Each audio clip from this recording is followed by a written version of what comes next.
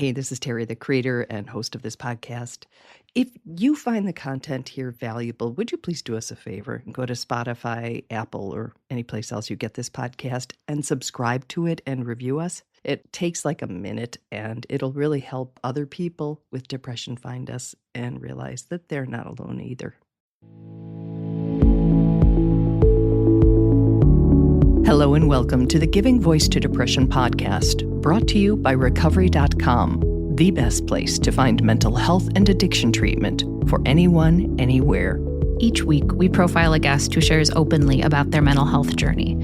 They share because they understand that when people don't talk about their depression or other mental health conditions, those of us who do struggle with them can feel like we're the only ones, that there's something wrong with us and that no one understands. We understand.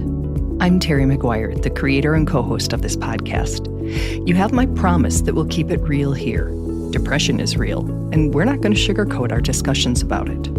Hope is also real, and you'll get a dose of that here too. I'm Carly McCullough, a licensed social worker and educator, and Terry's daughter. We've both experienced depression and also support loved ones struggling with it. We're here to normalize talking about depression and mental health in our communities, as well as our families.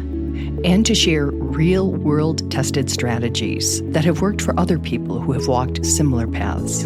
Thanks for joining us. We record a couple new interviews each month and also replay some of our best ones from the archive so that newer listeners don't miss out on those. This episode is from when Dr. Anita Sanz was co-hosting. Hi, Terry. Hello, Anita. So the idea for this episode came from a conversation that you and I had about all the year-end pressures and expectations, what I call bear traps or landmines. And you mentioned that from late October through January, one of the main topics that you address as a clinical psychologist is preparing clients for the upcoming holidays, and then in the new year discussing their aftermath. Mm-hmm. Since we don't all have access to good advice or a good therapist, we're going to lean on you for this episode and have you share some of the things that you share with your clients. And we wanted to post this episode early in December before Christmas, Hanukkah, Kwanzaa, and New Year's Eve, so that you do have this information to use if you need it or if you want to as you head into the holiday season. And before we dive in, we want to acknowledge that not everybody who has depression is dreading or has apprehensions about the upcoming holidays. And likewise, not everybody who is feeling that way has depression. But there is definitely some overlap, as I can personally attest. So let's start right there, Anita. Why are the holidays so hard for so many people, especially people with depression? I think the number one, I'm going to give several reasons, but the number one reason, especially if you're dealing with depression, is that there is obviously an increase in the expectations that you have of yourself and the energy demands surrounding the holidays. So, the increase in expectations and energy demands is true for everybody, I think. But if you are already operating at sort of a deficit level or just keeping your head above water with fatigue and with depression as you enter that season, it is even more challenging. And I'm imagining that you have experienced that yourself. Absolutely. Yes. And, chronic fatigue relapses in the holidays for me do not bode well either. So that's one reason why it can be really tough. The second, and I know we're going to talk a lot more about this, is that the holidays are sort of synonymous in many cultures with family. Family traditions, family involvement, and family get-togethers. So if there's a loss of family, if there's estrangement, dysfunction, stressful interactions, that's another reason why just thinking about the holidays means having to think about those situations too. And there's very often fallout when you choose not to engage. Yes. Even if it's self-protective. Definitely when it needs to be self-protective. But yeah, that's definitely one of those things I talk with my clients a lot about is, how are you going to set limits and be assertive and get out of this idea that you're going to be able to make everybody happy or okay with your decisions. So it's tricky. It kind of feels sometimes like a minefield, dealing with family stuff. Another reason the holidays are tough, and I think this just gets more and more true every year, is that there are financial realities to the holidays. Oh, yeah. And people really struggle feeling, like I don't have enough. I can't give enough. I can't do enough. If I do what I want to do, I'm going to end up, seeing those credit card bills come in January. And then, the spring even through the summer or beyond can feel like just trying to make up for decisions about making purchases and trying to give gifts and things. And then finally, this kind of goes along with energy demand issues, but everything gets disrupted. School, work schedules, sleep schedules, your normal habits of self-care and nutrition, all take a hit.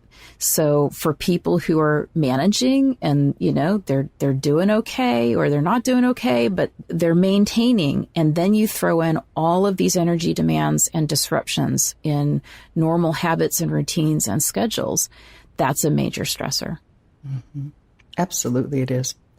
So, so what's your advice as the professional? If some, not to oversimplify it, but just some good rules of thumb, things that you have told your clients that you have gotten feedback and found out they actually do work or help.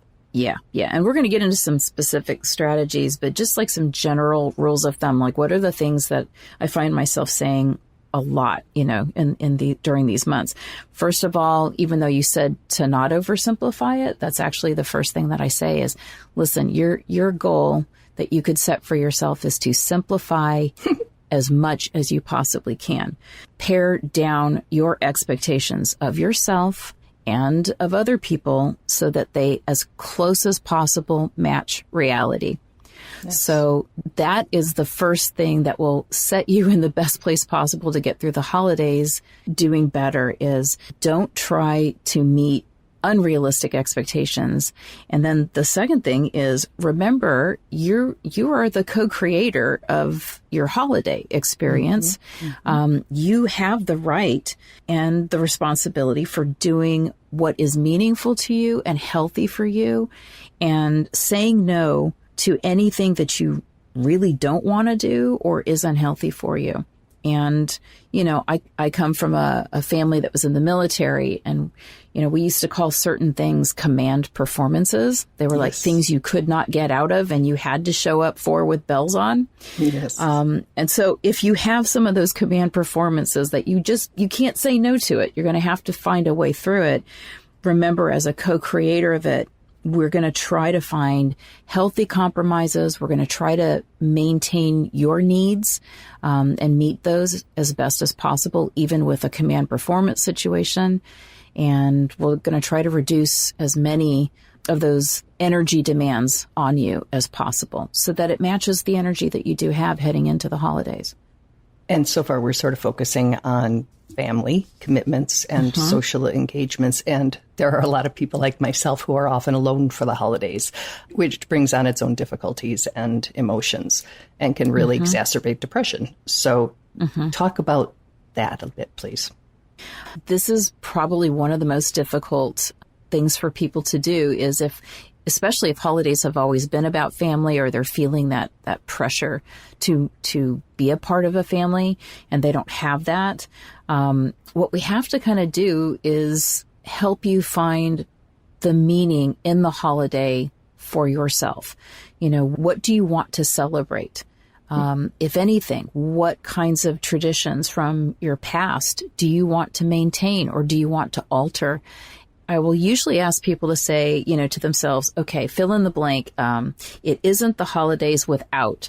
And then, they might say, baking this cookie recipe of my grandmother's, or, going to, midnight mass, or, decorating or putting up as many lights as I can throw in my front yard. There might be a ton of traditions that you want to maintain. And again, if you have the energy for it, that's great.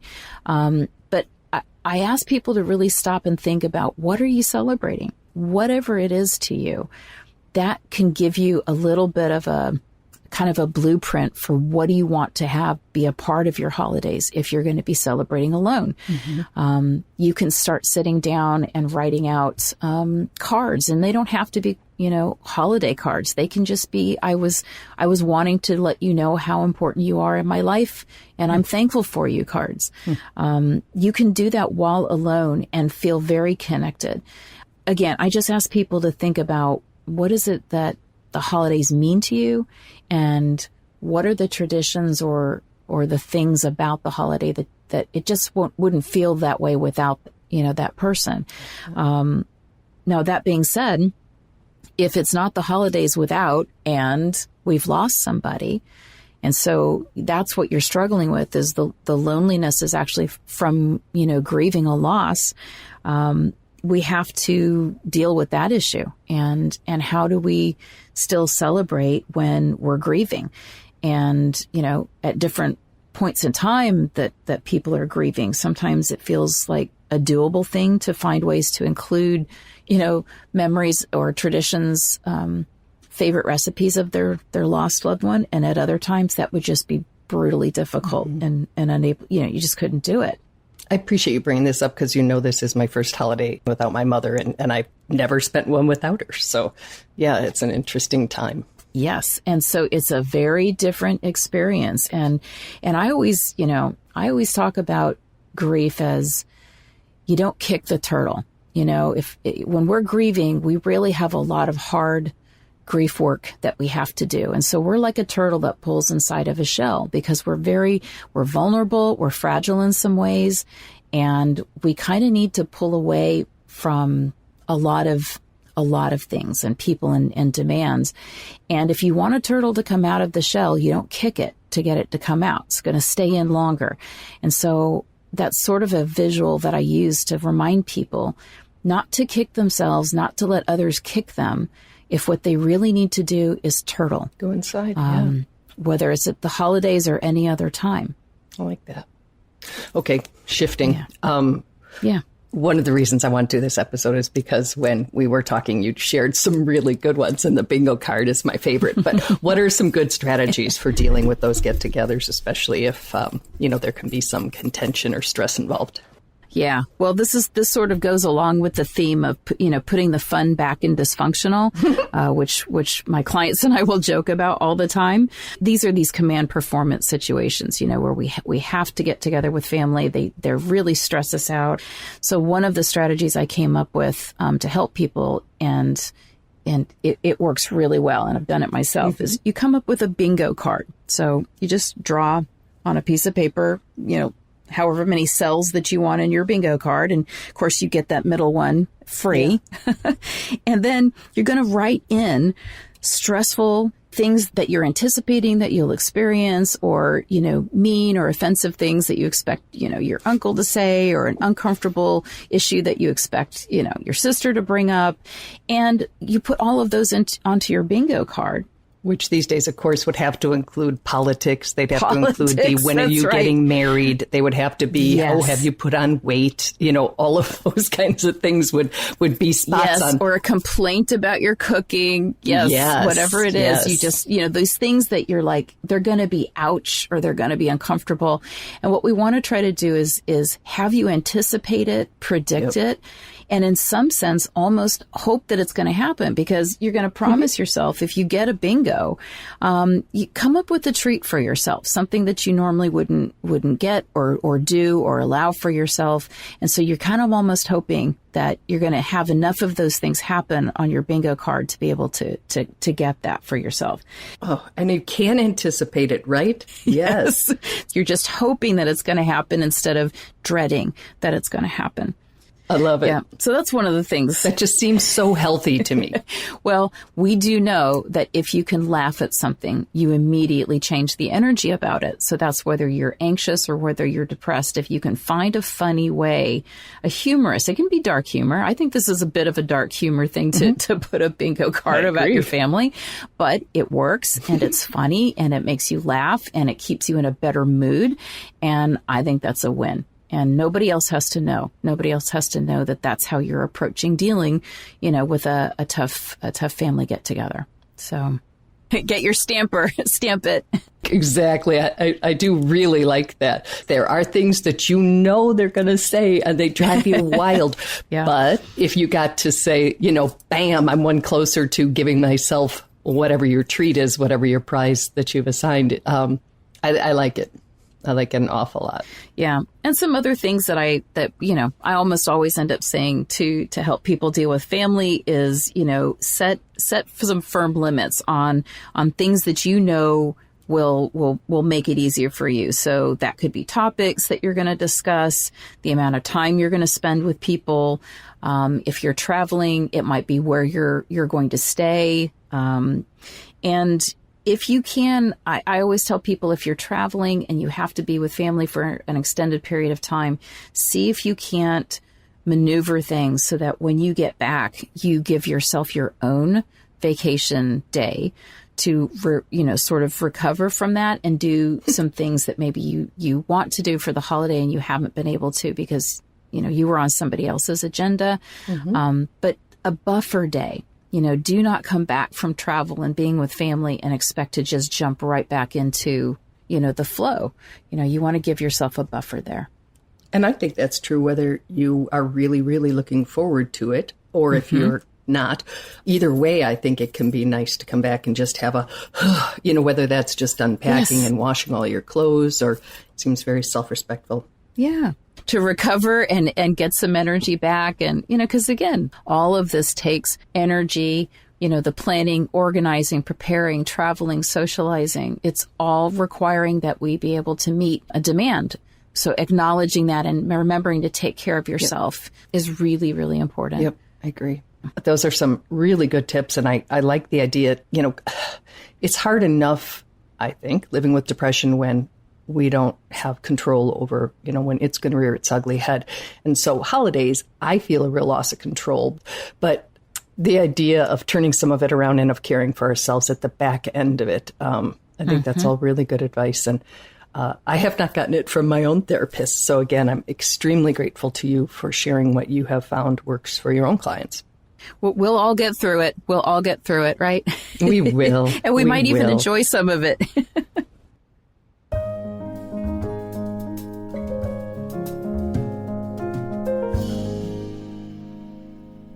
As always, if you'd like to leave a comment about this or any other episode, please go to our website, givingvoicetodepression.com, and look for the record button. It's like leaving a voicemail that only we can hear. And if you want it to be private, just say so. And if it's okay for us to consider using in a future episode or sharing with a guest, if it's feedback, please let us know that too. And please follow us on Facebook, Instagram, X, formerly Twitter, where we post depression and mental health related content daily. We hope you have a really nice set of holidays. See you next week.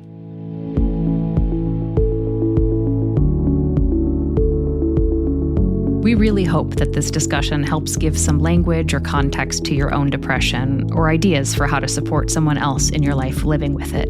We invite you to check out the hundreds of episodes in our archive and to explore both the Resource Hub and treatment options on recovery.com. Depression is too dark a road to walk alone. We'll be back next week.